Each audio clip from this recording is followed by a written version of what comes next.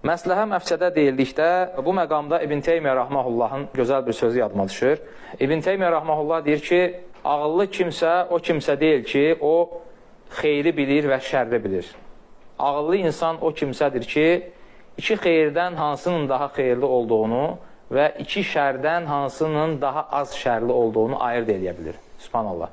Bir daha deyirəm, diqqətlə qulaq asın.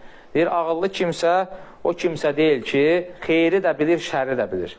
Deyir, ağıllı kimsə o kimsədir ki, iki xeyirdən hansının daha xeyirli olduğunu və iki şərdən hansının daha az şərli olduğunu ayırt edə bilir. Allah-u Akbar. Doğrudan əzəmətli bir sözdür. Alimlər buyururlar ki, şəriət, məsləhət və məfsədə üzərində, xüsusən də İslama dəvət məsələlərinin böyük əksəriyyəti məsləhət və məfsədə üzərində qurulur. Bəli.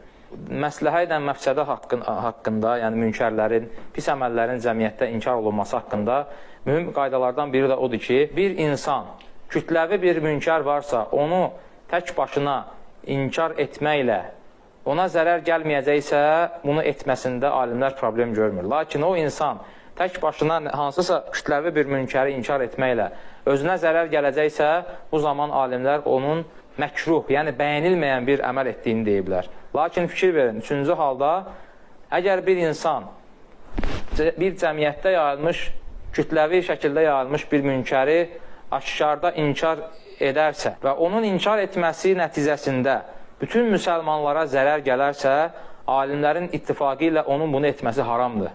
Fikir verirsiniz, hökmlər necə dəyişir və İslamın əhkamları məsləhət və məqsədə üzərində qurulur.